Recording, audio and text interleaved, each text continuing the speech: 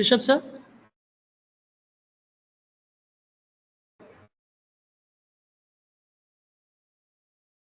Hello. Yes, I'm audible.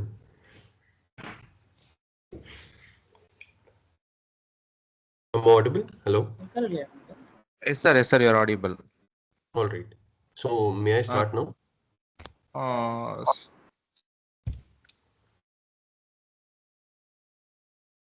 Hello, Rishabh sir. Yes. Shall we start? Yes, we can start. Yes. So I request Mrs. Asha to introduce our guest to the participants. Good morning to all and welcome back to the next session. We are thrilled to have Mr. Rishabh Agarwal, Business Development Manager at Florence Quantum Labs, California, as a speaker. With your extensive expertise in statistics and operations research, coupled with your innovative work in quantum computing and finance, bring a unique and invaluable perspective to our session. Your experience as a research associate at IIIT Kottayam reflects your dedication to advancing technology, particularly in quantum computing. Welcome, sir, and handing the session over to you. All right. Thank you very much. And hello, everyone. My name is Rishabh. As suggested, today we are going to study about what is generative AI and the significance of generative AI in marketing and finance. When I say finance, I'm majorly talking about the specific domains in finance and marketing, which I think would be revolutionized by the use of generative AI. And if time permits, towards the end, we'll also study about quantum computing and how quantum computing can revolutionize the entire process of generative AI itself. Okay, so I hope I'm clearly visible to everyone or audible to everyone. Can somebody Yes, sir, you're please? audible. All right. Yes, sir. Thank you. Yes, sir. All right, so I'll just share my slides. Please confirm once you are able to see. I hope it is visible now. Can anybody please confirm? All right, thank you very much. Thank you very much. So first of all, let's try to, I know you all are faculties and you already know what generative AI is. For the sake of saying it, let's understand what generative AI is. So in the sense of an analogy, I would say, let's say there is a small girl who has a teddy bear. And now every day she prays to the God that, okay, please God, make my teddy speak, do my homework and have conversations with me.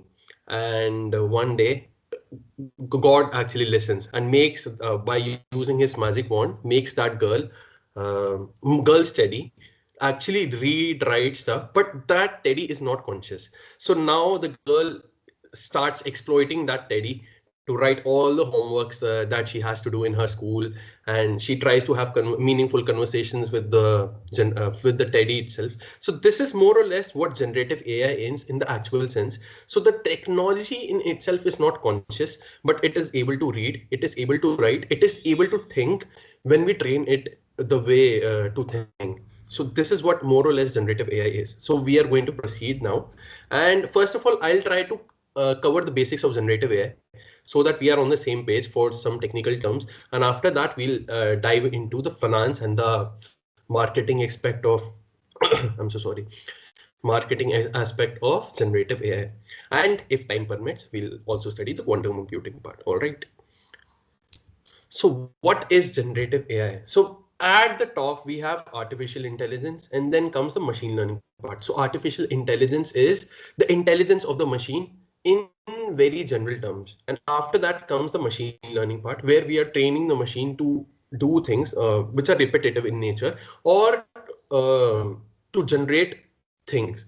And then comes the deep learning model. And after that comes the generative AI, where we are generating new things through the use of AI. So in a nutshell, generative AI is generating new things. It could be audio, it could be image, it could be video, or it could be any other document by the use of AI.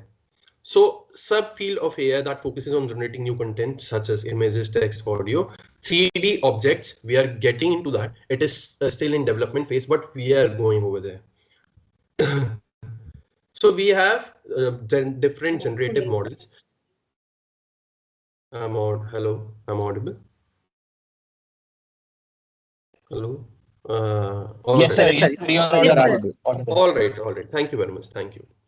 So a branch of ML modeling which mathematically approximates the world. So we have data objects, then we have deep neural networks. So basically deep neural networks are more about the encoding of the information in the model itself. Synthetic image generation and style transfer is there.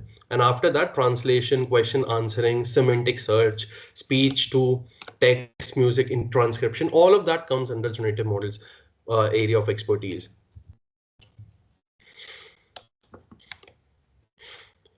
So why now? What makes generative AI so lucrative to us? So factors making generative AI possible would be large data sets, computational power, and innovative data learning models. So what we are going to do over here is, if right now we live in the digital age where data is immense. Every day, billions of GBs of data is being generated by people all around us. In fact, users, if you are, let's say, for example, if you have a mobile phone and you are just ordering anything on, let's say, any food ordering app, let's say Swiggy. So by the time you open your app, you are generating that data. You order something, you are scrolling through the menu, that is again generating the data. You're selecting one particular thing, then you are paying for that thing and ordering that thing. And till the time you receive the order, you have generated immense amount of data that speaks a lot about your behavioral patterns when it comes to purchasing. And that is very relevant for data set for the organizations who are trying to make profit out of the customers. So this is only possible because we have large data sets available now. And as soon as the data is available, we are going to use it. So yeah, so I think I said earlier, I said DL for data learning. It was actually deep learning. My apologies for that. Now coming back to the large data sets. So availability of large and diverse data sets, that is one thing. AI models learn patterns, correlations, and characteristics of large data sets. So that is the most important thing right now, that AI cannot survive without the data that we have already have and the data that is being generated. If there is no data, there is no AI. So AI, so data is like the soul food for AI. So after that, we have the computational powers. Earlier, let's say when Charles Babbage made the computers possible, I don't think it would be relevant or it would be possible for us to have computers with such caliber like the way we have it right now, because the computational power was very less. I remember in 1984, the first Macintosh was launched and it only had the memory of 256 megabytes. So just imagine working or running models, the advanced models like we already have on such a computer. It was not even possible even in the wildest imagination. So we do have the infrastructure and the computational power to make things happen now. So advancement in hardware, especially GPUs, access to cloud computing. We can store our data on the cloud computing and the source open source softwares. So everything is not like we don't have to pay for everything. Some things, some people actually make things available for us for free in the name of technology. And after that, we have innovative deep learning models. So generative adversarial networks are available, transformers, architectures, and reinforcement learning from human feedback. So this is the most interesting one, and I think most of you would be interested in this. So what we do over here is we are training the model by giving regular feedback to the model. So let's say, for example, I am asking, when I say the model, I am generally talking about the ChatGPT in our sessions context. So let's say, for example, we have ChatGPT and you go over there and say, okay, I want to impress someone. Please help me write a poetry. ChatGPT writes a poetry on mountains. Then you give, then you send a prompt to ChatGPT and say that, okay, this is not what I want. I want a poetry on a person. Then ChatGPT sends you a gender specific poetry. Then accordingly you say, okay, this is not what I want. I want a gender specific poetry. Then ChatGPT sends you poetry. So what you see over here is the model is learning from your feedback and accordingly it is giving out the results to you. So this is what RLHF model is. After that, we have generative AI use cases. So we have, for the intelligent conversations, creative text creation, and code generation, we have a lot of things like question answers.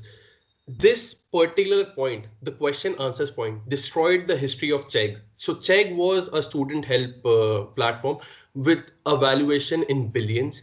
But as soon as the ChatGPT joined the market, it was out of the market. I don't think Chegg is going to survive the next couple of years, and it would be a history. But there was a time when even a Chegg co-founder was a billionaire.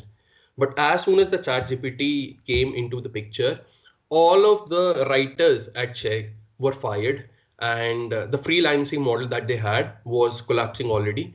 But as soon as the ChatGPT arrived, they fired almost all of their freelancer writers. So question answers in itself is the most powerful function of ChatGPT model, for example. So another thing is virtual assistant. We see virtual assistant. I think Siri was a very good example of this. Gemini, some people say it's Gemini, I call it Gemini. Gemini is going in that direction itself. Then language style transfer is there. Content personalization is there. You can personalize your content according to your own specific needs. Storytelling, poetry, I just gave you the example of poetry. And the translation part is actually very good. And there is one more thing which I've not written over here, and that is helping the people with disabilities. So earlier, it was very difficult for the people who were unable to see to communicate with the world in itself. But now they are able to communicate with the world by just having the access to the more GPT models that we have. Generative AI use cases. So one is image generation, like we discussed. The other one is 3D generation. It is still in the working process, but people are actually doing research in that. Then we have photos, video synthesis. Like you must have seen videos of a lot of famous people, not to mention our beloved Prime Minister Shri Narendra Modi. You must have seen people making dancing videos of him. That is only because possible because of generative AI. They are creating the content on the basis of the inputs that they are providing. So that is actually majorly because of the prompt engineering. We'll discuss that point later on. What is prompt engineering? Okay, my slides are available, right? Are you able to see my slides? Please, can anybody confirm? Yes, sir. Yes, sir. All right, thank you very much. Yes, sir. All right, thank you very much. And then we have audio generation. So this is something that is actually being used for a lot of scams in India and around the world. What people do is they get the voice modulation, or let's say a sample of the voice of the person they want to create. And what they do is they put it on a model and they generate it. I'm not getting into technicalities of that, but they generate the audio and then they are using it for scams. So if you're getting calls from loved ones and saying that, okay, I need money, there are high chances that it is going to be a hoax only. So synthetic data generation, what is actually synthetic data generation? So what we are doing over here is we are generating the data by giving the prompts to our models. And in that, what we do is, so the term in itself, synthetic, is not something which is true or not something which is pure. So synthetic is an artificial thing. So this data is not true in itself. When we talk about the videos or the image, we are generating it by using GenAI. So what we are doing over here is we are taking the data and we are generating by sending the prompts. So the prompt is very important in the context that if the prompt is not right, the model will not be able to understand your prompt and you will not get the result. And in the context of Gemini or ChatGPT, if your prompts are not appropriate, the models would hallucinate. I mean, they will generate results that you are not expecting. Nobody can even think about the kind of content you can get. Generative AI and LLMs. LLM is learning. Hello, am I audible? Am I audible? Hello? Yes, sir. Yes, sir. Yes, sir. All right. Yes. All right. So generative AI and LLMs, where LLM stands for large language models. So what is a large language model? So large language model is model trained on massive data to achieve advanced language processing capabilities. So what we are doing over here is right now, we are communicating with the computer in the human language. the language which it does not understand. So we need to train our computer so that it can understand the prompts that we are giving in. So this is actually the entire technology behind this models are deep learning neural networks. So foundational model would for that would be on the large ML model that is trained on vast amount of data and which is fine-tuned for any specific language. It could be any language for understanding and generating tasks.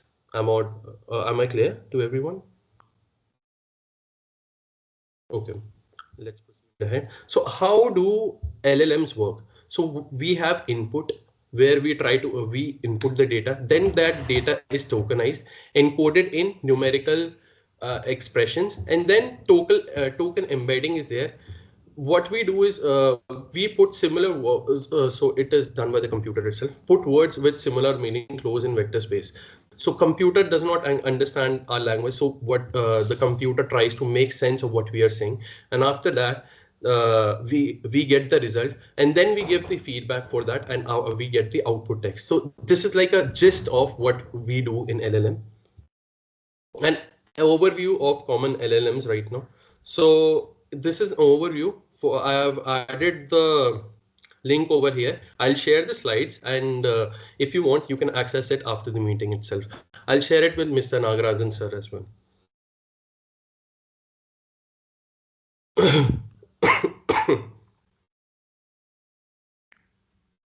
So LLM generates output for NLP task. So what we are going to do over here is we're going to cover all the points which are written over here. So first of all is content creation and augmentation, generating content contextually relevant text. So if you are asking a particular question, how does the computer or the model knows that this is the answer to that particular question? So we train the model in such a way that it is able to answer the question. And that is what LLM is majorly about, to be very honest. Then we have the summarizing part as well, where what we do is, let's say there is a thesis or a document of 5,000 words or 5,000 pages, and it is not practically possible for us to complete that entire writing the entire summary for that particular document in like 10 minutes. But deep or the bigger models can actually do it. So what we do is we take the help from the model. And question answering, again, I told you, it actually destroyed Check completely. Check, Brainly, and there are multiple websites which are actually very afraid of ChatGPT right now because of the way it has completely destroyed their business models. Then we have machine translation, which involves automatically converting a text from one language to the another. And then we have classification, which involves categorizing text into predefined classes or topics. And after that, we have code generation, which a lot of people are actually using these days, where they generate code. It is as simple as that. So this is where we come to the business aspect, or should I say the marketing aspect of the LLMs. So in marketing and finance, LLM has changed things dramatically. Like earlier, the traditional business models were not that efficient, but with the use of data and with the ability to use that data to our own advantage to earn more profit, this has become a go-to thing. So what we do over here is first of all, there are two things that are actually covered in this. First is personalization and second is customer segmentation. So what we do in personalization is every individual is absolutely different. No two individual would share same taste for all the things that they do or they prefer in their life. So companies do understand it. So what they do is they create a digital portfolio, or should I say a digital personality of a particular customer, and accordingly they provide results to the customers. This has been used by Amazon since 1997. What Amazon used to do is they used to analyze the patterns of the purchases of their customers, and accordingly they used to recommend the books. At that time, Amazon was only selling books, so they used to recommend the books according to their purchases. So let's say, for example, if I am buying more fictional books, I'm so sorry. So if I am buying more fictional books, so Amazon would recommend only fictional books and not books related to, let's say, quantum computing or astrophysics to me. But if somebody is buying books related to astrophysics, then it would suggest the results accordingly. And then we have feedback analysis and virtual assistant. So virtual assistant are, I think right now in this current scenario, omnipresent. Even companies like BSNL are using virtual assistants. So I think we have made significant progress in that. And then we have feedback analysis. So let's say, for example, earlier the problem was companies used to get a lot of feedback from the customers, but it used to go either in the dustbin or used to pile up and was covered in files, either in their desktop or let's say even in the printed format. But right now, when models are trained in a specific way to trace specific keywords, we can actually generate insight for the business to improve in itself. So feedback analysis is actually very important, but the major use of LLM models in business or marketing is for the personalization and for the customer segmentation. Recently, I saw a LinkedIn post where the person was comparing two things. The first thing was what they did was they were using an Uber app. Okay, and over there they ordered the cab from both the phones for the same location from the same location. So on one phone it was showing around 350 INR, and on the other phone it was showing around 250 INR. The difference of the price for the same location from the same location at the same times was because of the personalization point, because the other customer was using iPhone. So it is generally perceived that iPhone users are premium consumers, so he was getting a different rate, higher rate. On the other hand, Android users are generally considered as frugal users, so he was getting a cheaper rate. So this is how personalization is working at an individual level when the customer database is in itself is like in billions. So that is more or less about the personalization point. And the customer segmentation is actually about how we can segment our customer according to his needs. So there are multiple parameters when we talk about customer segmentation. One is, I'll just name out a few accordingly, but people actually segment customers on the basis of anything they want to. So it could be your sexual preferences, it could be your religion, it could be your educational background, it could be your political preferences. Political party use this kind of segmentation these days. And it could be anything related to your, let's say, IIT JEE scores. So if you are scoring higher marks in your JEE, then it is more likely that you receive calls from companies for the jobs. Basically it could be fake companies as well, but that is more like it. So this is how, in the marketing context, customer segmentation and personalization plays the major role. Feedback analysis and virtual assistant are more like a plus point. So when we have then we have LLM's business use cases. So what we do over here is content creation. So I think the content writers have suffered a lot because of this. Earlier, if a content writer was paid on the basis of the word that he is writing, so it is like per word they were being paid. But now, since the advent of ChatGPT or other GPT models, it has gone down tremendously. Like it has taken a nosedive right away, because the content creation, the model in itself is very trained to write better things, because of the data set that is already available to the model, and on the basis of that they are able to write it. But practically it is not possible to have such information in a human brain, because our comprehension skills and the memory is limited. But it is not the case with the computers. So when it comes to the content creation part, in the market scenario, it has completely changed the dynamic. And then we come to the process automation and efficiency part. This is actually very relevant. So if you are car users, you would understand that after the introduction of BS6 in India, technology is still improving. When BS6 is Bharat Standard 6 for the cars.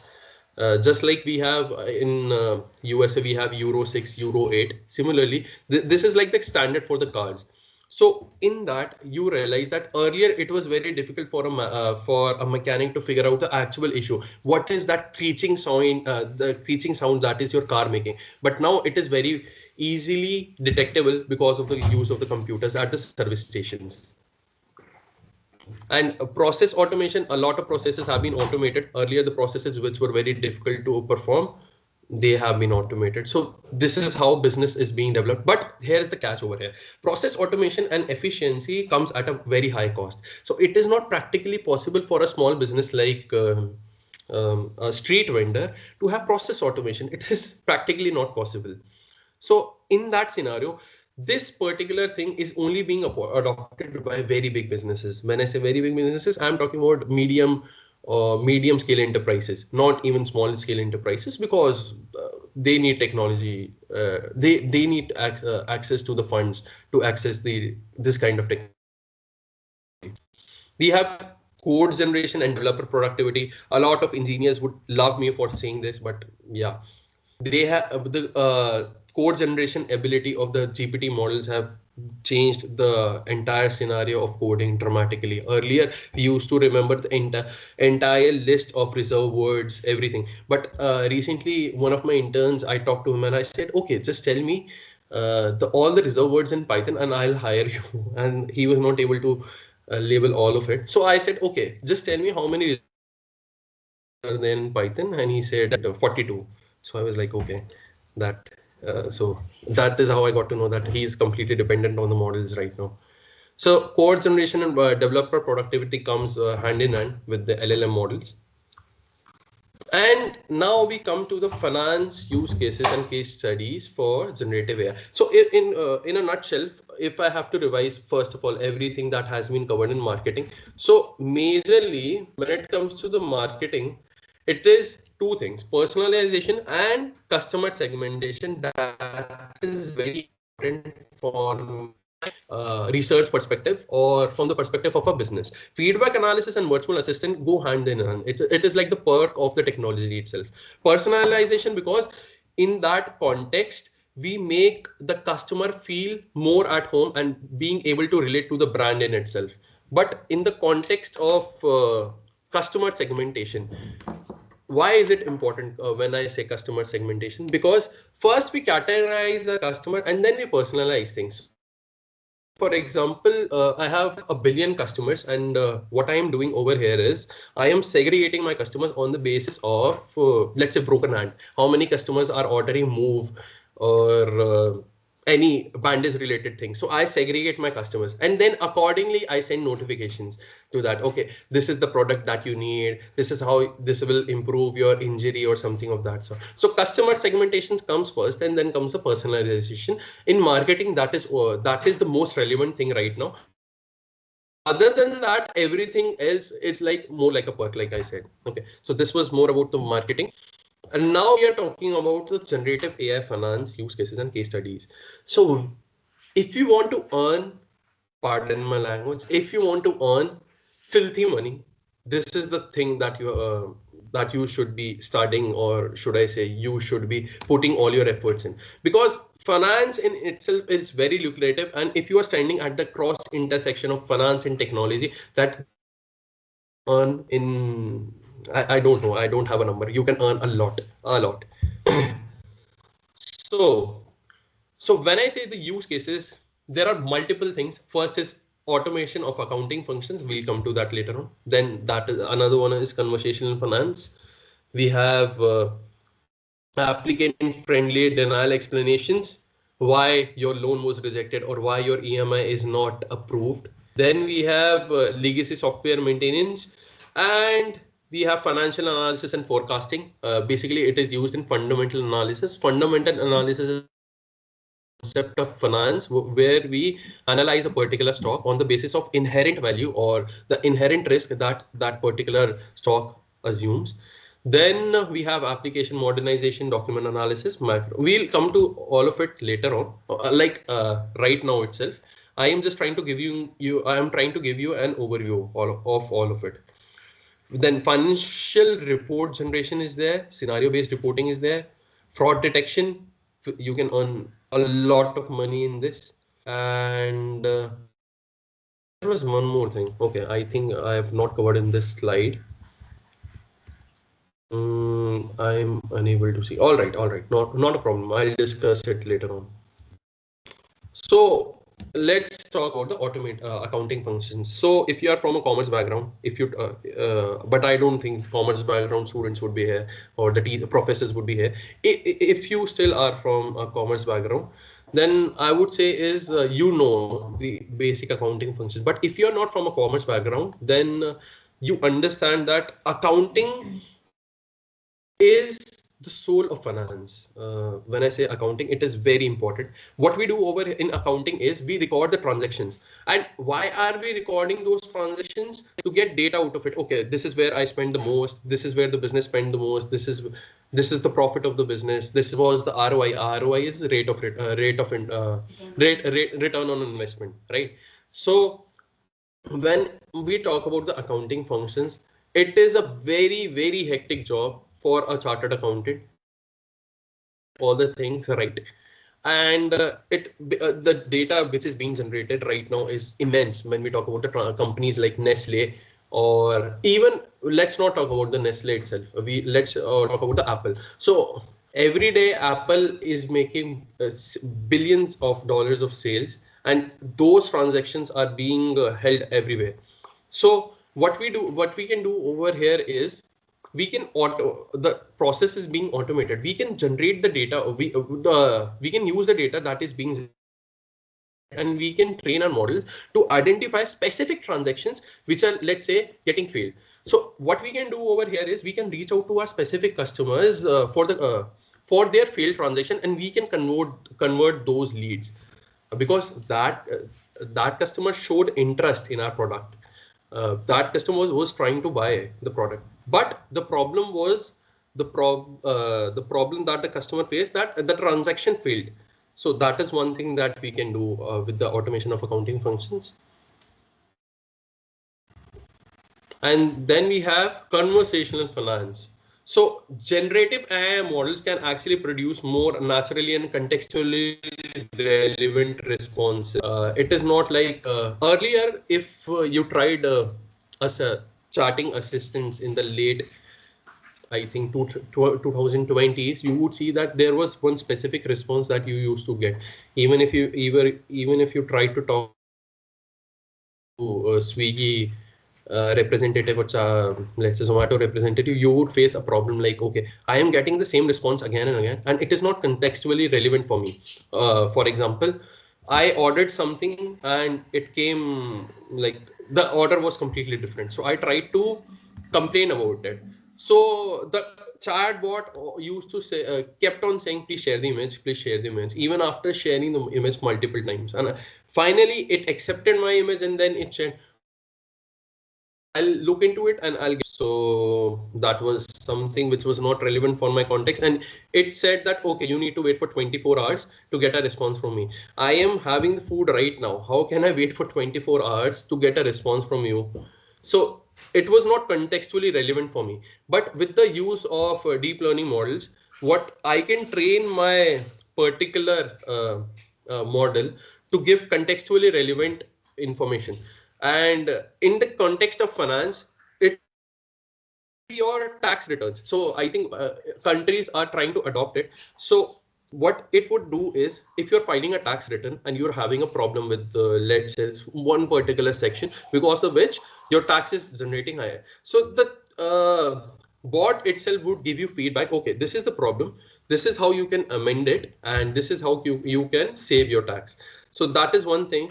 I think companies are actually working in Dubai right now, which are actually trying to make a model that help you reduce your tax. And if that model comes in the Indian context, I am definitely sure that it is going to earn millions. So conversational finance is very relevant. So I'll just read whatever is written over here for your better understanding. So generative AI models can produce more natural and contextually relevant responses as they are trained to understand and generate human-like language patterns. As a result, generative AI can significantly enhance the user experience of financial conversations and chatbots by providing more accurate, engaging, and nuanced interactions with the users. So if the bank implements this kind of conversational finance model in their regular day-to-day operations of the business, what they would do is they would create a competitive advantage for their business, in the sense that if I'm getting a personalized response about my doubt at the convenience of my home from one bank, as compared to the other bank where I have to wait in like 20 in a queue of 20 people just to hear, okay, you have to come after lunchtime. So I would obviously choose that bank which is giving me the option of having it from the convenience of my home, even if it is charging me a premium amount for that. So conversational finance actually provides customers with improved customer support, personalized financial advice, payment notifications, document generation, like investment summaries and loan applications. So actually Morgan Stanley is actually working on this. They have OpenAI powered chat box. When I say OpenAI, I don't mean ChatGPT. They have their own contract with OpenAI, which is the parent company of ChatGPT, and they are working on the model in itself right now. For more on, I've added a lot of cases over here for conversational finance. If you want to get through it, I could not put all of it over here. So if you want to get through it, I've added the link over here. You can get the slides and you can check it for yourselves. Then we have generating applicant-friendly denial explanations. So a lot of times when your application for the loan, let's say you want to take a home loan and your application is rejected. So earlier you used to get a mail like, okay, your application number this has been rejected. All the best. Not even the all the best. So it used to feel like a personal attack. Okay, how my application could be rejected. But right now, with the use of the LLM models and the deep learning models that we have, businesses are actually able to generate personalized responses for the customers or the applicants about their denials. Okay, so this is what we had covered in marketing itself, the personalization. So there is an overlap between the marketing and the finance point over here. So AI is actually playing a very big role in the banking sector, specifically in loan decision-making process. It helps banks and financial institutions access customers' creditworthiness by checking your CIBIL score on your behalf, determining appropriate credit limits, like how much amount of loan that you can get on the basis of your current CIBIL score. CIBIL score is, I hope you all are aware of it. CIBIL score is your creditworthiness, or a score that measures your ability to pay back to the bank in general cases. So if your credit score is high, let's say around 800, 850, you can get a loan at a very cheap rate, very cheap interest rate.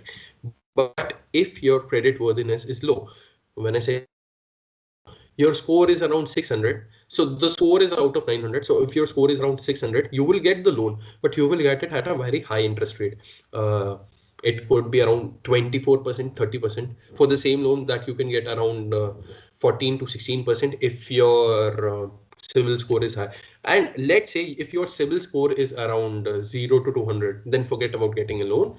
You should actually work on yourself. So that is one thing. So, but in general, earlier it was like the banks were generally rejecting the applications and the customer feel dejected. Okay, my application is being rejected. What should I do to improve the application, or should I again? There were a lot of questions, but now customers get friendly denial explanations. Okay, why your loan was rejected, what was missing in your loan application, and how you can apply again. In this way, the consumer retention rate has increased dramatically. And the other point is the overall perception of the brand has improved. So in finance, and when we talk about marketing, it is all about two things. One is generating competitive advantage, and the other is the brand image of the company.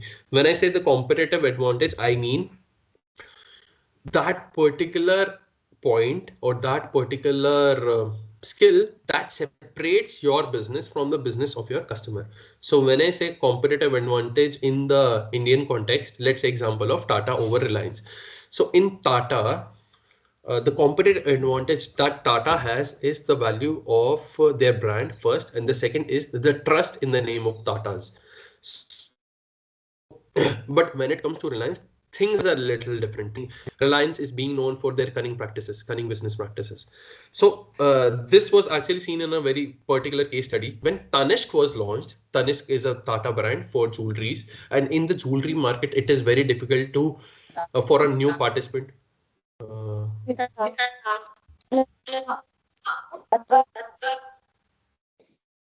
am unable to get your voice. Hello, I'm audible. Okay, somebody was saying something. Do you have a doubt or something?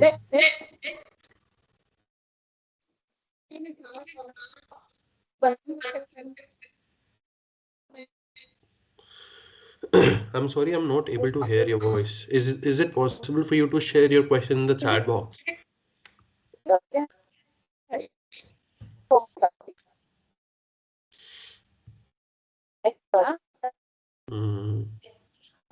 I am unable to get your voice. Is it something wrong with my internet connection? No, sir. Actually, even we couldn't hear that properly. All right. Okay. So whoever has a question, you can type it in the chat box and I'll.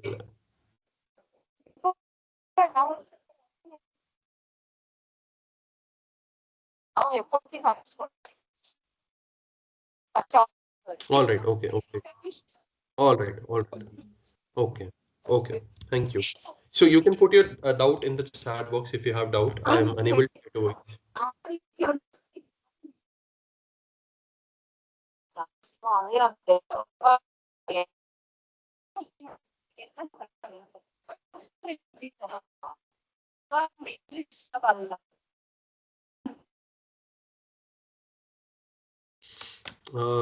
Is there anyone who can help me?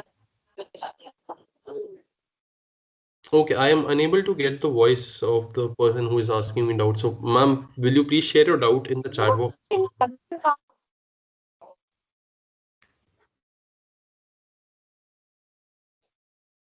Oh, okay, I'm continuing right now because I am unable to get the voice. You can share your doubt in the chat box, please. All right.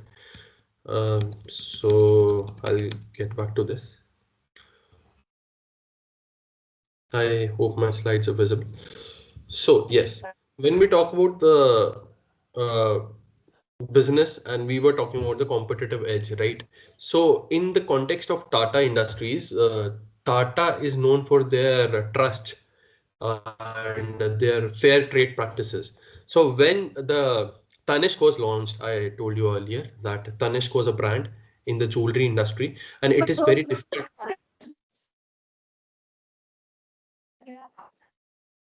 Is it possible for the host to help me out over here?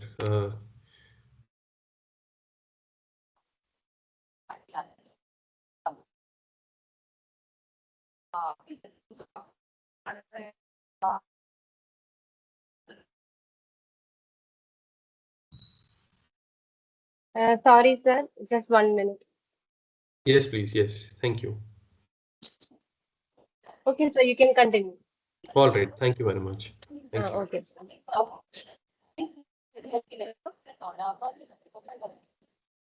All right. Okay.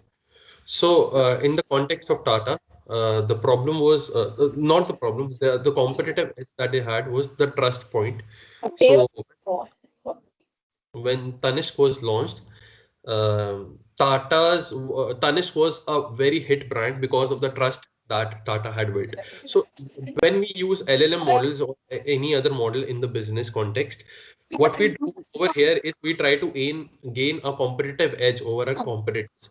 The edge that would make us stand apart from the competitors that we already have. So this is one of the things that has actually helped.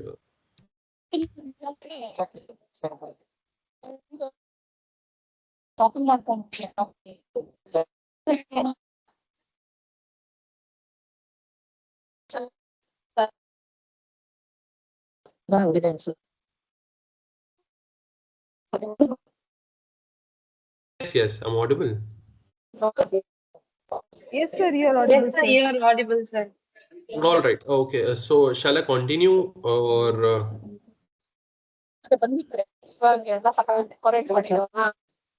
I'm getting a lot of disturbance. So I request the co-host to actually mute everybody.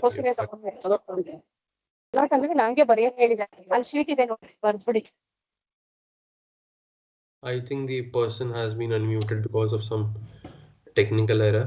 Okay, so Someone sir, has 1 minute. Yes, sir. Yes, We sir. will try Sir, to we are. sort it out. Yeah, it is all right. All right. Please take your time. Someone.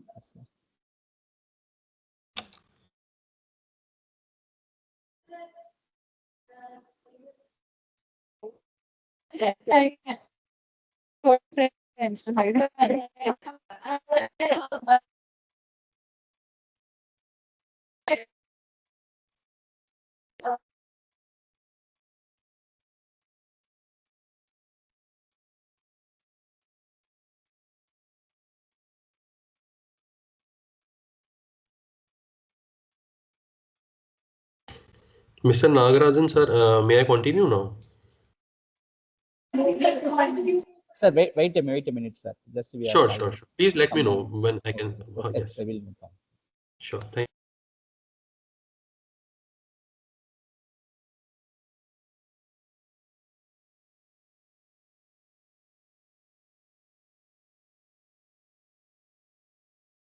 Sir.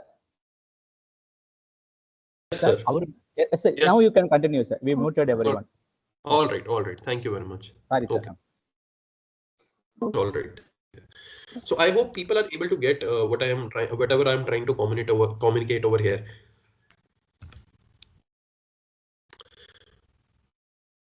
Okay, you can use the chat box to answer my questions. So far, are you able to relate to or are you able to understand whatever I'm trying to communicate to you? You can use the chat box to please answer my question. So it would act as a feedback. Okay, if I need to change the pace or anything else so that I can communicate better the ideas that I have, and that would be relevant for you.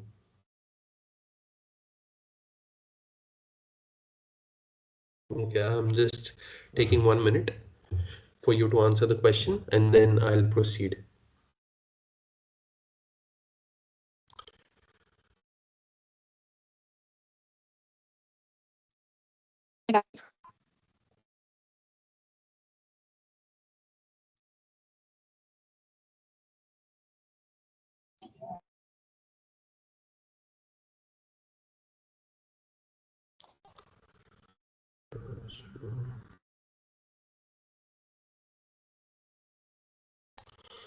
All right, so I am proceeding ahead. I think.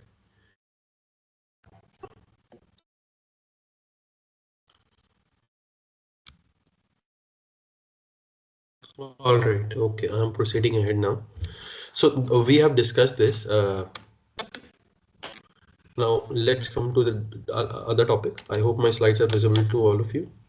So then we have the real life example on script generation. So that was something I put it as an example to show you that, okay, the kind of responses that we can get as a customer from a company which is rejecting our application. Then we have legacy software maintenance. So this is actually related to KPI, knowledge process transfer, KPT, right? Okay. I am still. Is it just me who's facing the issue, like the disturbance from the background? Yes, sir. Yes, sir. They were unmuted. Someone. All right. Okay. All right. Okay. May I continue now? Yes, sir. Proceed, sir. All right. Thank you very much. Okay. So legacy software maintenance is KPT, which is knowledge process transfer. So what we do over here is we try to create the digital persona of the leader itself. For example, it is said that I have no proof of it, that there is a digital persona that is being created of the Steve Jobs itself at Apple. So whatever the decision making process he used to participate in, and the kind of the patterns in which the decisions were taken, it has been recorded, and it is being used to assist Tim Cook to make the decisions altogether. So that is one thing. So it is actually very relevant for the business from the business perspective, in the sense that when I say deep learning models, and when I say the neurons that we have in the brain, they kind of work in the same fashion, in the sense that they try to make the connections between the data set that is already available. So information is being stored in the neurons, and then all those billion other neurons are communicating with each other, and brain is trying to make sense of it. In the similar fashion, we are using deep learning models to generate the digital persona of the leader, so that we can actually get through the leadership process, and we can actually create a legacy software for it. So this is one of those things. And apart from that, we have application modernization, back office work. It is back office work where where what we do is uh, uh, since banks want to save themselves from relying on outdated software, uh, they try to modernize their software by using enterprise GenAI models. So enterprise GenAI models can actually convert from old software languages to modern ones, and developers can validate the new softwares accordingly.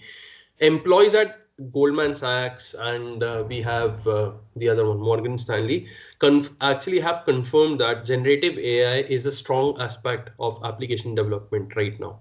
So application modernization, this entire process has been dramatically improved because of the advent of deep learning models in the process. Then document analysis, like I earlier said in the marketing itself, for the customer feedback analysis. So it was not possible earlier to analyze all of the documents all together because of the vast amount of data which was there to process, and which was not in the capabilities of the humans to process at one go. But now that is very relevant and possible because of the GenAI advent. And then we have financial analysis and forecasting. So in this, actually, there are two types of analysis. One, we have fundamental analysis, and the other one is technical analysis. So if you follow finance, you would know that these two people actually fight with each other all the time. That fundamental analysis, people say that, okay, my approach is higher than technical analysis. Technical analysis, people say that my approach is better. In fundamental analysis, we are talking about the inherent value of the stock. And in technical analysis, what we are doing is we are taking the data from the past, and we are trying to make sense of the data by understanding the patterns between them. The patterns between them is a key phrase over here. So when it comes to financial analysis and forecasting, it is very difficult to do both the analysis for all the companies in itself. Warren Buffett, in one of his lectures, clearly said, he delivered a lecture at Terry College of Business. He clearly said that it is not possible for me to analyze all the 2000. Warren Buffett clearly said, Warren Buffett is one of the richest guys in the world right now. So he clearly said that it is not possible. It is okay. I need help of the host once again. Will you please mute everyone, if that's okay?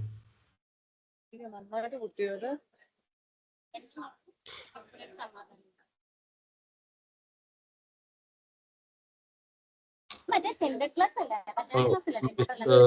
Rajan sir, would you please mute everyone?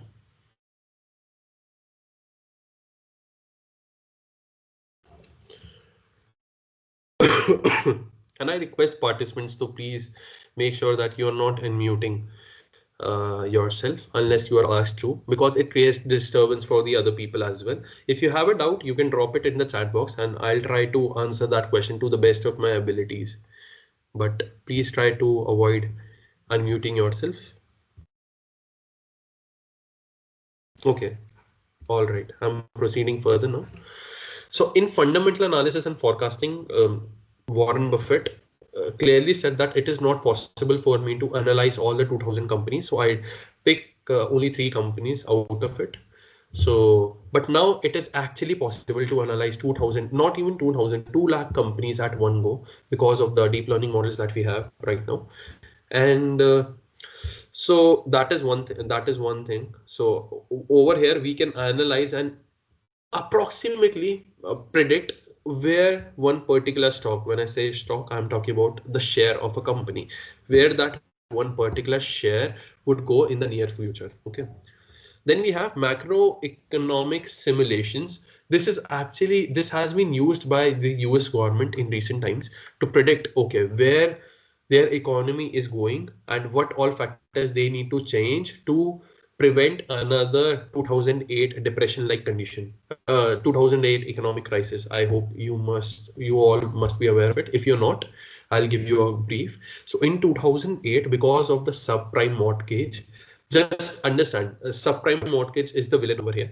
So there is a villain by the name of subprime mortgage. Because of that, the entire economy collapsed and banks failed, people lost their houses. So the villain was subprime mortgage. You don't have to understand it right now.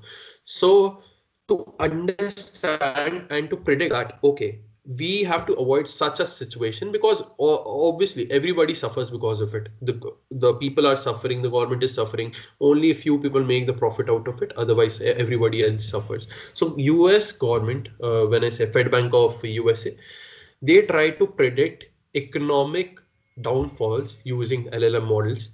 The data that is being generated on regular basis, the government has all the data, and according to that, they try to predict, okay, if the economy is nearing a future collapse, if it is, they adjust the bank rates, repo rates, CFR rates accordingly to make sure that it does not happen again.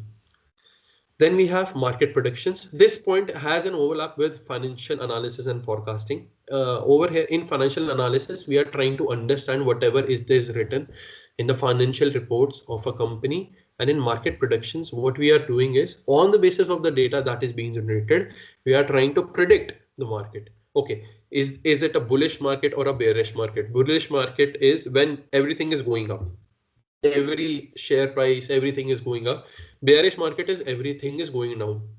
So if you remember 2020 crisis, at that point of time, the stock prices for all the stocks were running very low. Like the entire sectors were collapsing. I'm so sorry. The entire tourism industry collapsed, but there was one particular sector that was doing very well, and that was the healthcare sector.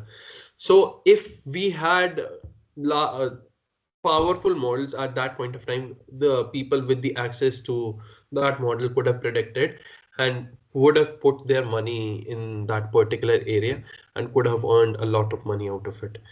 So that is market prediction point for you.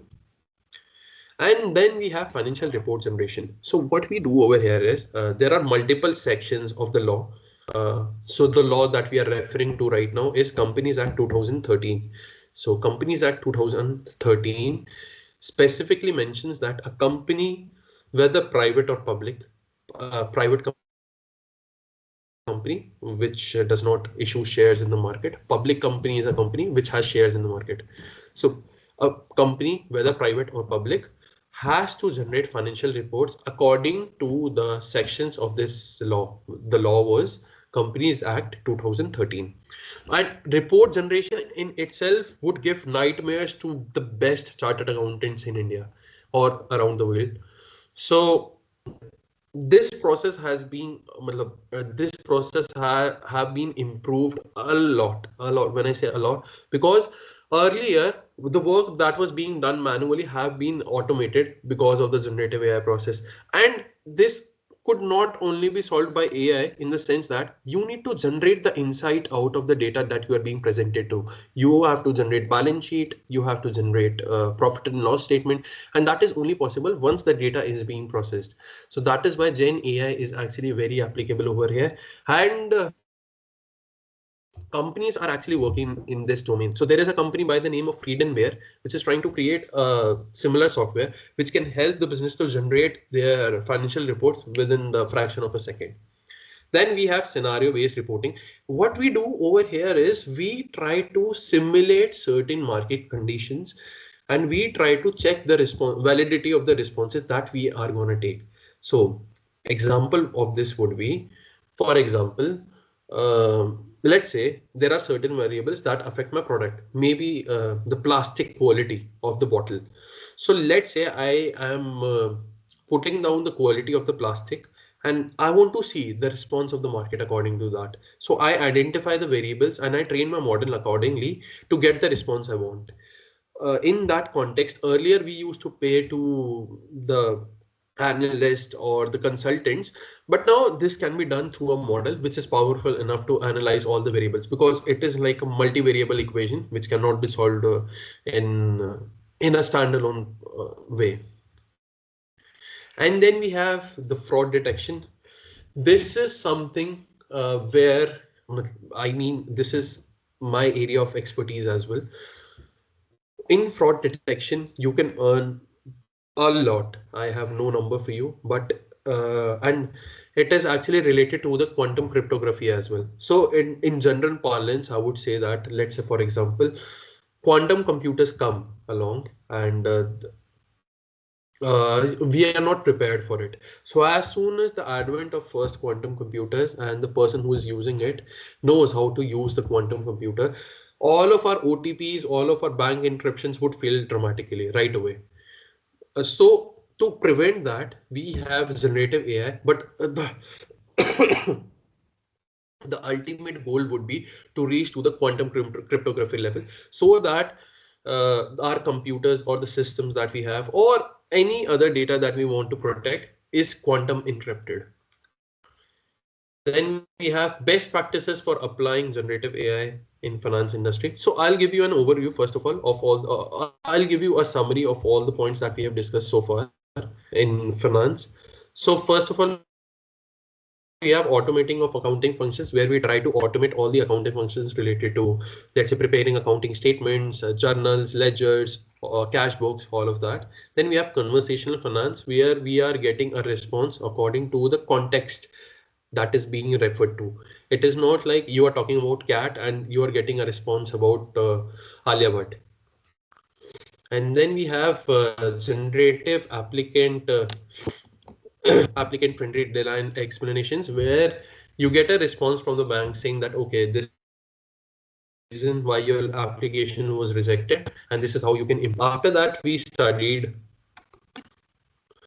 a real life example, and then we talked about the legacy software maintenance, application modernization, where we are modernizing the old softwares of the bank or any other organization by using the LLM models. Then we have document analysis, where we are talking about the entire document in itself, which is very large.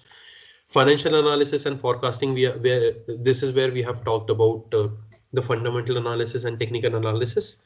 After that, microeconomic simulations, where we try to predict where the economy is going to take corrective measures right away, because as it is said, prevention is better than cure.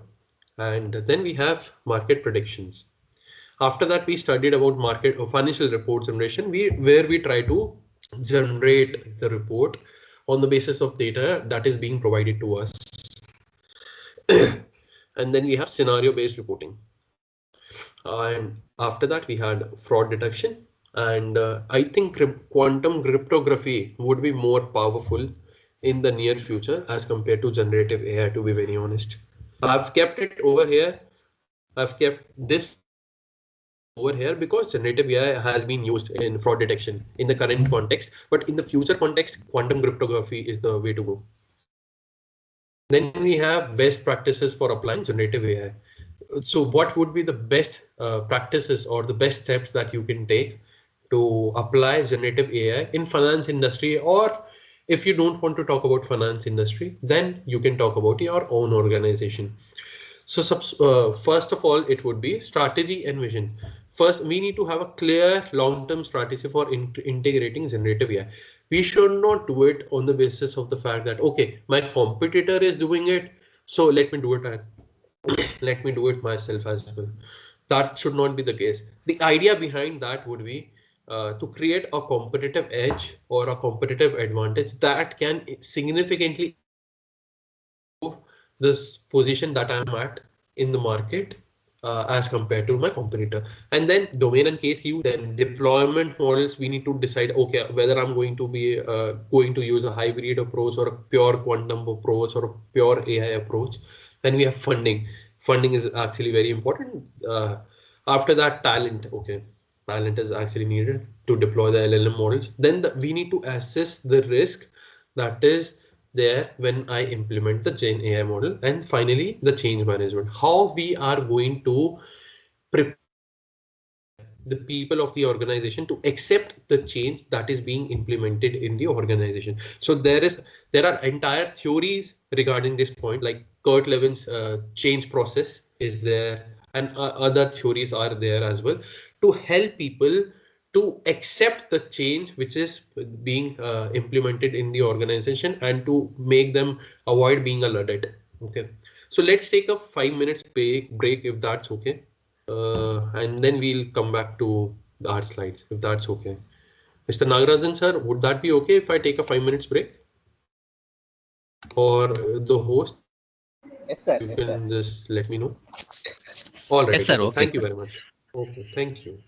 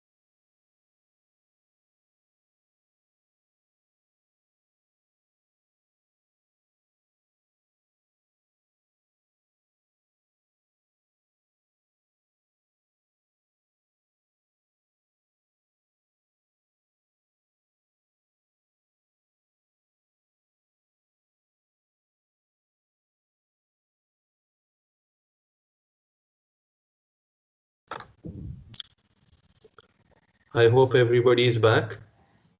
Okay, we are continuing with the session now. Thank you for patiently waiting. Now let's start with the next topic. Before that, I want to show you something which I have kept in the slide, but I didn't show you earlier. So I hope my slides are visible. Can anybody please confirm? Yes, sir. Sir. All right. Okay. Thank you very much. So what we are going to do is we are going to see the cases and example of generative AI, and I'll show it to you.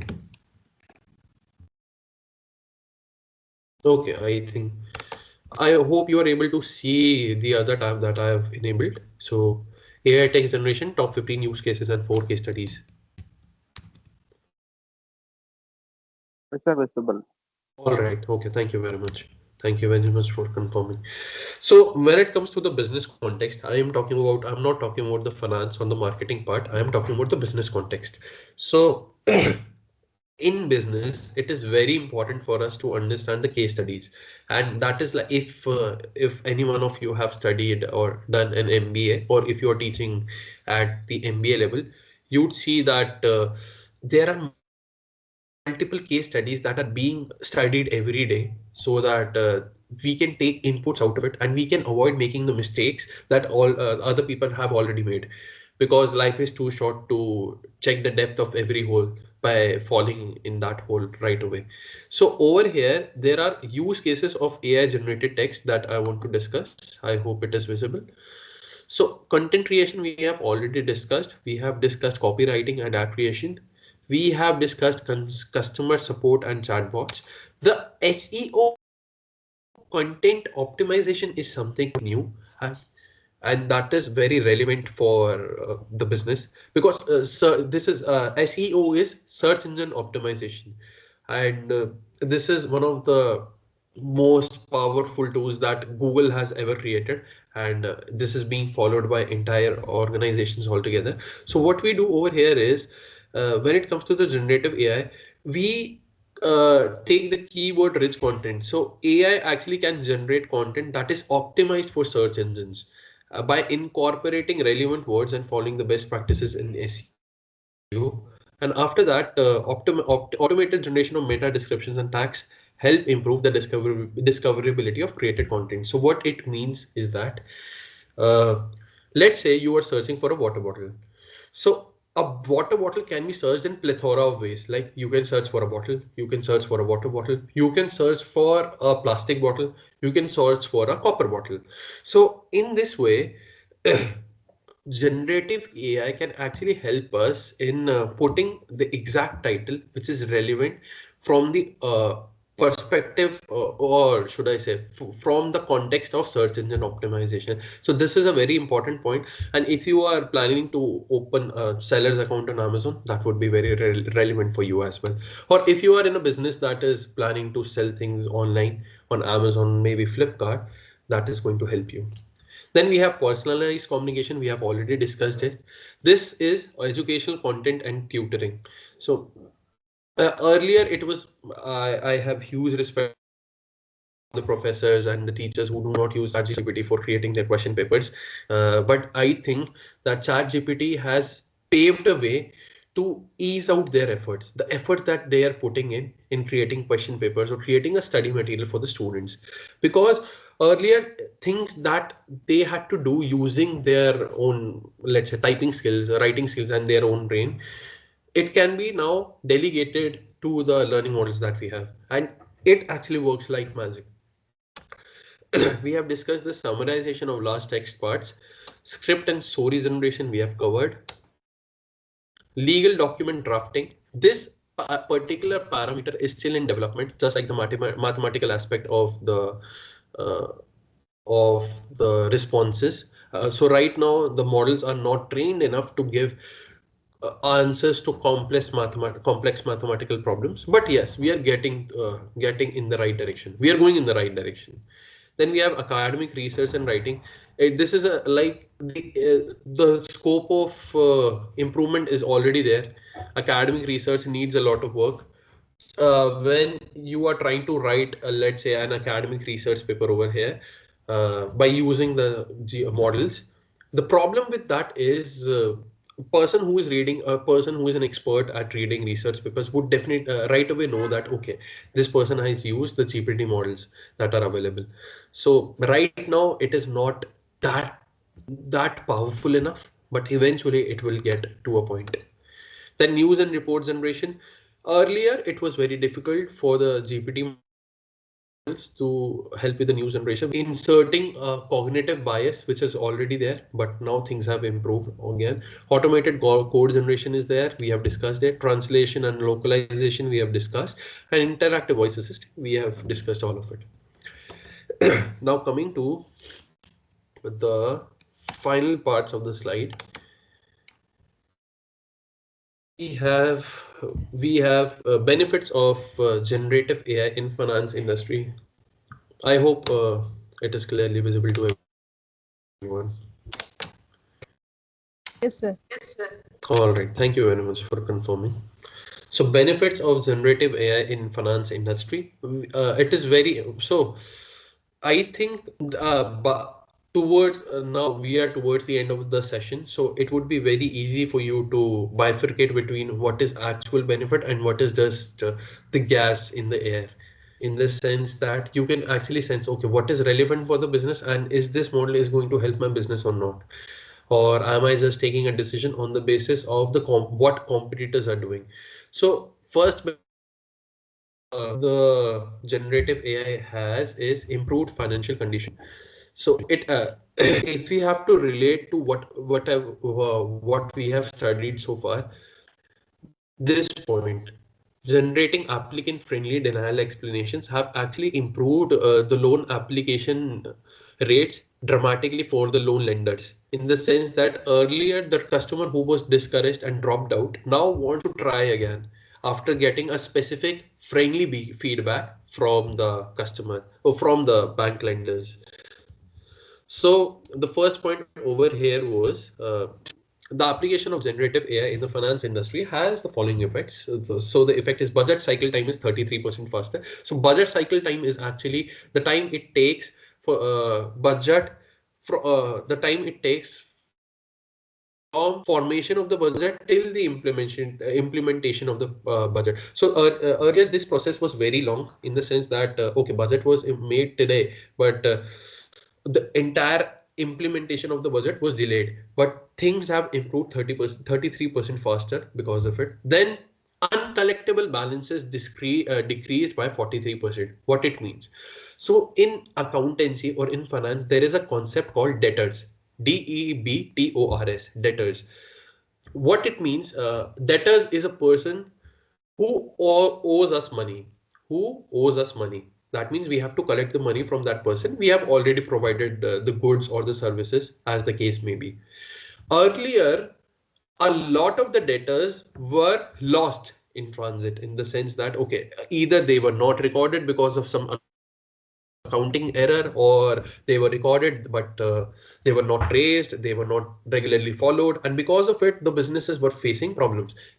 And this point is actually relevant for the banks as well. In banks there are NPAs. NPAs are called non-performing assets. Non-performing assets are those people who have taken the loan from the bank but are not willing or unable to pay to the bank. So earlier it was a major drawback for the businesses to have their money stuck with debtors or NPAs.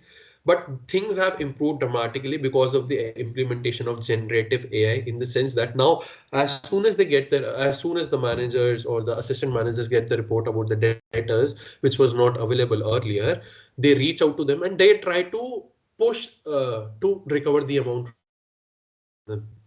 So technically, it is generating only a report, but it has improved the efficiency of the business in collecting its funds back. So that is again a benefit of the generative AI in finance industry, and not just in finance industry. This is applicable for the business as well. And third point is 25% of expenses each time an invoice is paid. So this point is relevant in the sense that let's say the invoice is being paid right away. So when you are in the business, context, I'm talking about the business context right now, not talking about the engineering aspect of it. So when you are paying right away to a customer, generally it is a general trade practice that you get a cash discount for whatever you are paying. Okay. Now, what some sellers or vendors provide cash discount, some don't. So if you have the information that, okay, from this person I can get cash discount, from this person I cannot get cash discount. If you have the information, if that information is available, if that information is thoroughly analyzed, then you get to know, okay, this is the customer from which I have to buy things on cash, and this is the customer, so not the customer, I'm so sorry. This is the vendor from which I have to buy things on cash, and this is the vendor from whom I have to buy things on credit. Okay, in that way, you can optimize your, so it becomes more like a linear optimization problem. So in that way, what you are doing over here is you are maximizing your profit by reducing your expenses. So there are only two ways of maximizing your profit: either earn more or reduce your expenses. If you can do both, great. If you can do one of it, you will suffer. You will still suffer losses on the other end. But if you're doing both, your business will prosper. So that is the point related to the expenses. Now, the other points would be efficient research. So a lot of time was earlier wasted in ineffective research, where R&Ds would spend millions and millions of dollars or money and they won't get the result. But now with specific training models, by specifically training models to look for the parameters that we clearly define, things have improved dramatically for the efficient research part. Then business partnering. Generative AI helps finance teams provide more accurate insights and forecast by analyzing vast amounts of financial data quickly. So the great thing about LLM models or any technology is it helps with the processing of the data in a faster manner. The faster the decision we can take in a business, the better it is. So as soon as the data is analyzed, it enhances the collaboration between finance and other business units.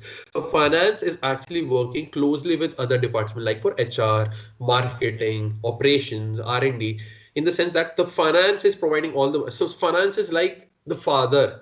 Father is giving the money to all the kids. So but the kids need to work in close collaboration with the father. So in similar fashion, finance is providing funds to all the other business units. For example, HR. So if finance is giving out money to the HR, so HR need to plan accordingly how much money it can give to its employees and how much money can be used in recreational activities to generate or to boost the morale of the employees.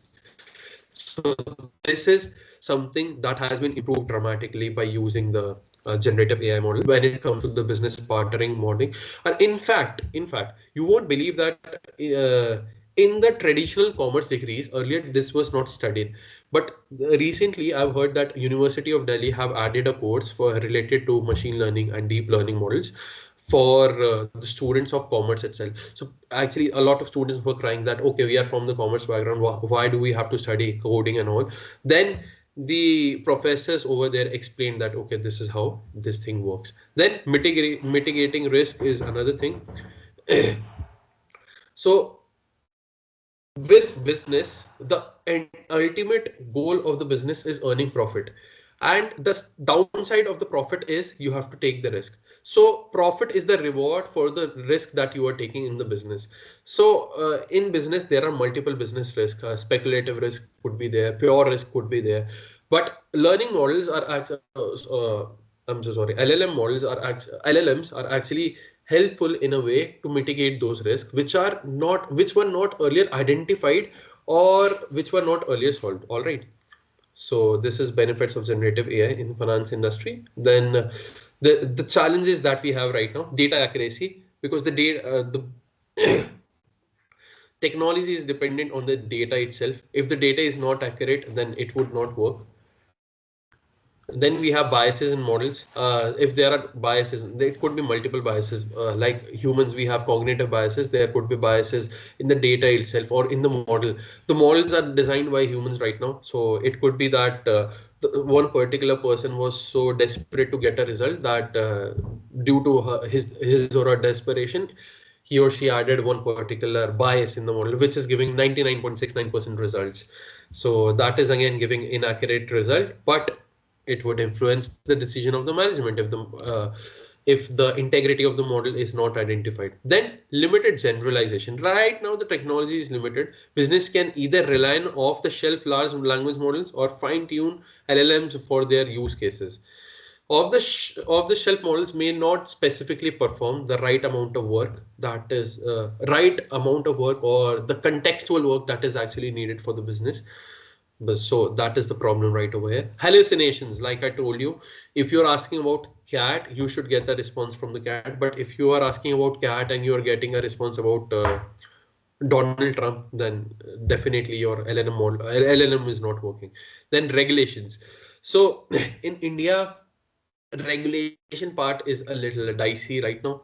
When it comes to the privacy of the data, there is like very limited regulation that is available. We have laws for that. Information Technology Act 2000 is there, but it is not being practiced or it is not being enforced like the way it should be. So that is a problem right over here. But in other countries, the regulations are very strict. There are limitations to the data that you can process and the limitations to the data that you can access from the customers. So if you're not getting the data, you're not able to train the model that you have. So that is another problem. And data security, like I had discussed in the cryptography point, data security is another point that we have to discuss. And one last point that we have, this is spending on generative AI and market expectations. So financial simulations and forecasts produced with the aid of enterprise generative AI are beneficial for trading, portfolio management, and financial markets. There is one particular point that I had missed adding in the slide, and that is algorithm trading. So there are models that is being used to train the algorithms to take faster decisions to help people with the great funds to earn profit, like DE Shaw and Company and other companies I'm talking about. So if you get the chance, it's my personal suggestion, if you get the chance to get into algorithmic trading, and if you can do something about generative AI and algorithmic trading, you can do your own research. I can guarantee that you will earn a good amount of money over there. So, and I think the end goal of life is to earn money to help our nation prosper and to help society in general, right? So this is something that you should actually look into, algorithmic trading, and you can look for the generative AI applications in algorithmic trading. This is a very general statement. You can be a bit more specific once you do your own research. If you want to get in touch with me, I'll share my number with you towards the end. So that is one thing that I would strictly suggest, not strictly, friendly suggest you to do. So coming back to this, these challenges the challenges that we are talking about, the financial constraint or the financial burden which is there to implement large models. So large language models, if I be more precise, these challenges can specifically affect finance processes and overall finance functions. So in a business, it is very difficult to meet day-to-day operations. And if you're unable to meet day-to-day operations, it becomes very difficult for you to even think about LLM, because it would require heavy amount of investment from your end. So that is a very that is a very big constraint. And there is an analysis given by the JP Morgan and McKinsey Global Institute about the usage and the investment that is being required at the generative AI aspect. So these are numbers. I'm not getting into the numbers, but you can see that a compounded annual growth rate of 55.55%. Compounded, Warren Buffett became the guy he is by earning 14% compounded annual growth rate on his portfolio for 30 years. Only for 30 years, and he is one of the richest guys, like I think in top 5 right now. Just imagine the compounded annual growth rate of 55.55% over the over the period of next, let's say next 10 years. So I cannot even comprehend the number that is being generated. That is beyond my capabilities right now. But you can just imagine how big the number would be. So this is the potential of the generative AI right now. Again, use your technology wisely. This would be my closing remark for you. Technology wisely. Try to get into algorithm trading with generative AI. We are not getting into the quantum aspect of things today. When I say quantum computing, because of the paucity of time. But yes, towards the end, I would say that generative AI in marketing and finance, or if I have to be more general about it, in businesses in itself, is very important if the means are available. Thank you very much. Over to you, Mr. Nagarajan, sir.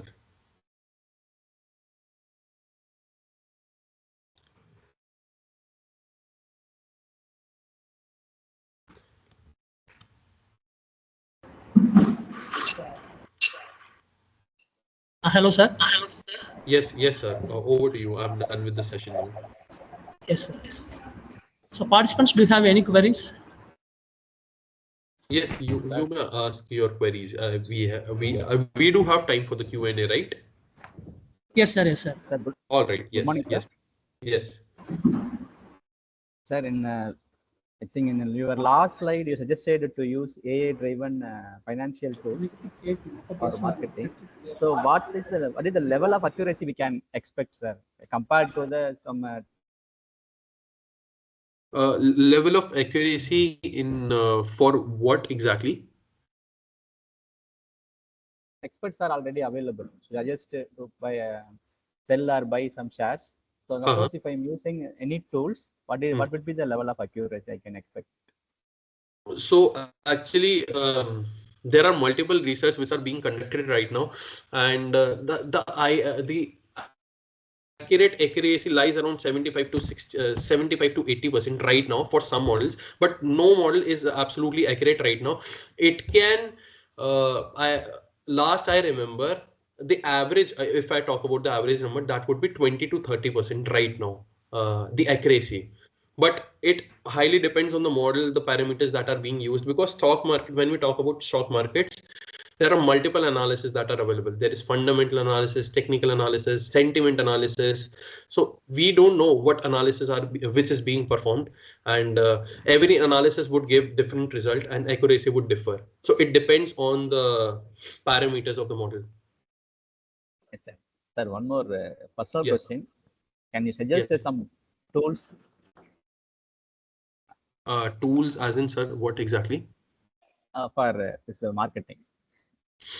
For marketing, right? So what I'll do is I'll add another slide. That is a very good suggestion. I'll add another slide and I'll share it with the organizers, and they will share it with you, because I think a lot of tools would be relevant for the other people as well, if I'm not wrong. Because a lot of tools are available, and it highly depends on your particular requirement. Because for emails, different tool is available. For social media, it is different tools are available. So I'll share a list with you all in the slides itself, and the organizers will share it with you, or you can take my email. You may drop me an email if that's okay with you, and I'll share it with you. I hope Yes, I was sir. able. And so please add the tools for finance sector also, especially banking sector. Yes. All right. And freely available tools that we can use for the same. Sure. I'll do that. I'll do that. All right. Okay. I think I used to think that, okay, I have added the tools. I kind of missed that, but I'll do it. I'll share it with you over the email, and I'll share it with the organizers as well, Mr. Nagarajan, sir, and he will share it with you if that's okay. So you may take my contact number if that's okay, or the LinkedIn, whatever is comfortable. I'm available on LinkedIn contact. I have contact number which is available on WhatsApp, and I have email ID available. So I'll share it in the chat box itself if that's okay, or should I add it on the slide itself? So let me add it on the slide itself.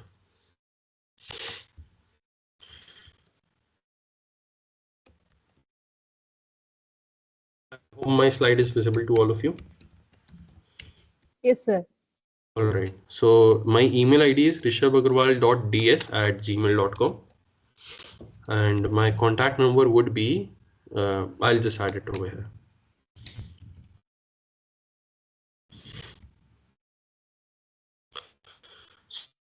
It's plus, my Indian contact number is +91. I'm unable to add plus sign because, okay. Since the day my hand is broken, I'm unable to use my laptop efficiently. 0620. Okay. So this is my contact number. This is my email ID, and I'll share the link. Okay. I'll add the LinkedIn link itself in the chat box. I hope. Okay. All right. All right. Any more questions? If you have anybody, I'm stopping the slide share.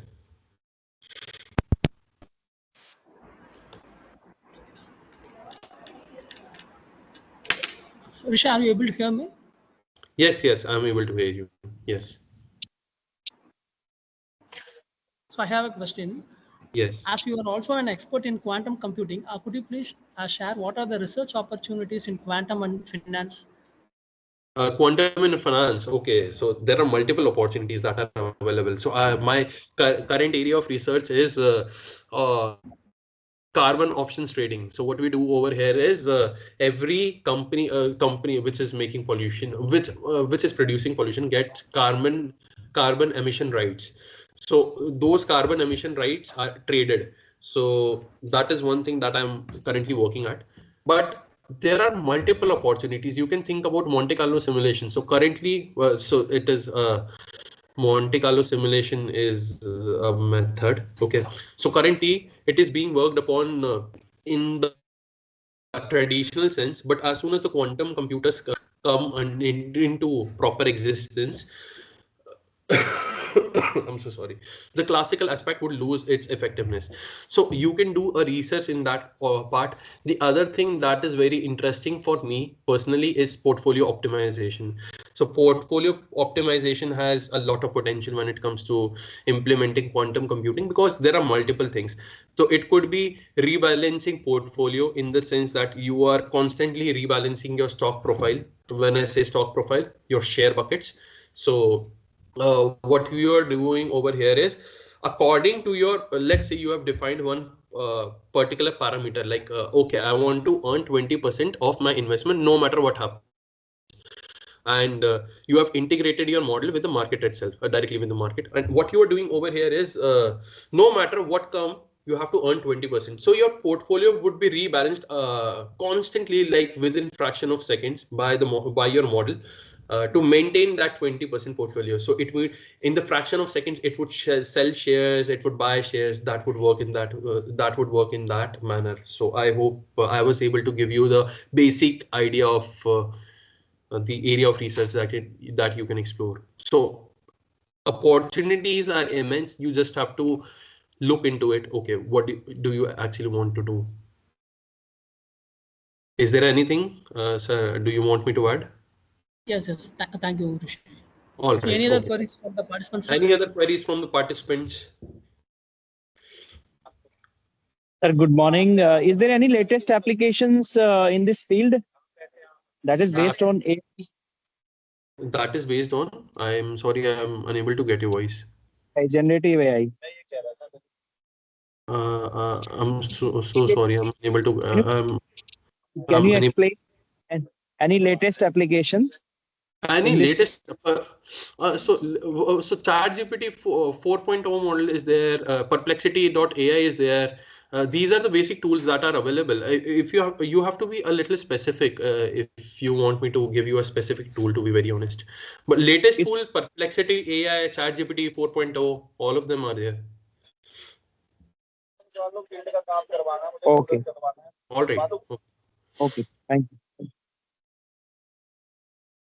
All right. Any more questions, if I may ask? Sir, I have a question. Yes. Yes. Hi, sir. What type of generative AI models are most suitable for financial applications? I could not get your question. Will you please repeat? Yeah, which generative AI models most suitable for financial applications? I think I am facing some network connectivity issues. I've turned off my camera. Would you please type it in the chat box? I'm unable to get your voice, sir. Some disturbance from my end, I guess. Or maybe I'll just try to reconnect once again. Just allow me a minute, everybody. I'll join in a minute.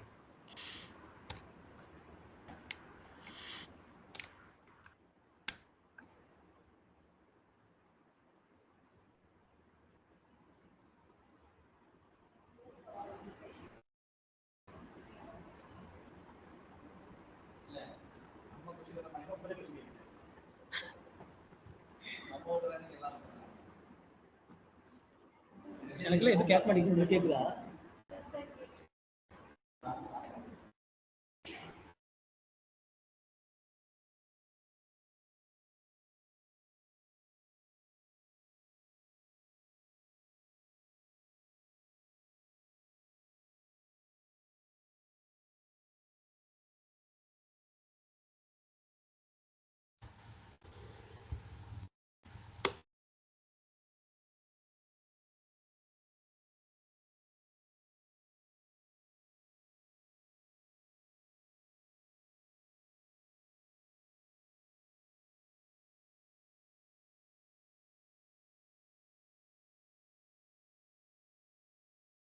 So, am I audible and visible now, everybody? Yes, sir. Yes, sir. Yes. So, what was your question again? Will you please state it up once again? Sir, which type of generative AI model most suitable for financial application? All right. Okay. So actually, it depends on your what do you call it, the process, or let's say your problem statement. So if you are talking about the stock prediction, then time series model would be more beneficial. But if you are talking about the analysis of the stock markets, so then I think NLP models would be more suitable. So you have to be a little specific when it comes to your problem statement, because general statements would not generally give the right, because if your statement is not general, is not specific, then it would be very difficult for me or anybody to suggest you a right type of model. So if you could be a little specific, I could assist you better. Like for example, in algorithmic trading, RL models are used. RL models are reinforcement learning models. So that is another example. So for compliance, we have explainable AI models are available. So that is another thing. So yeah, I think I've, if you can connect with me personally and we can have a chat about that if you have anything in particular in mind. Okay, sir. Okay, thank you. All right. Okay. Any more questions?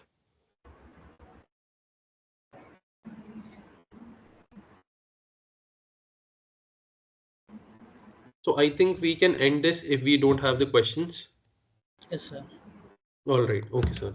As an engineering college faculty, Rishi, our exposure to finance area is reasonably limited, and but this session has truly opened exciting opportunities for integrating generative AI into financial domains. So we appreciate your time and effort for this session. Thank you so much.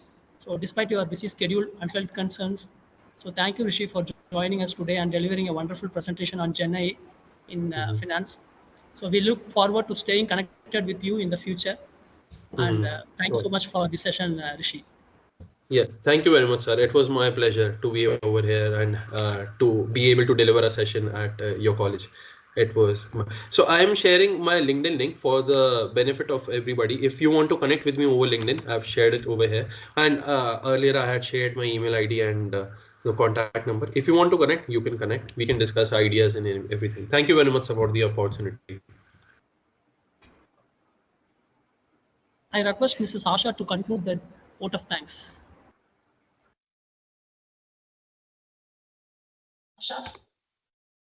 A heartfelt thank you to Mr. Rishabh Agarwal for sharing your incredible expertise and insight with us today. Your extensive knowledge has truly inspired us to explore the possibilities of cutting-edge technologies. We are grateful for your time and effort in enriching this session. Thank you for inspiring us with your brilliance and vision, and we truly apologize for any disturbance that occurred during the session. That is completely all right. I do understand.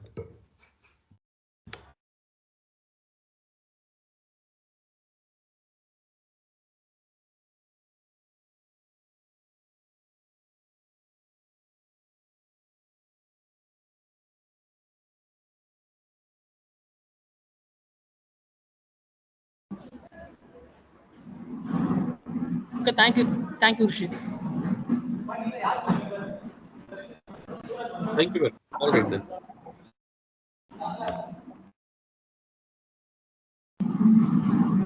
So all the participants are requested to continue for the next session, and you can leave, Rishi. Thank you so much.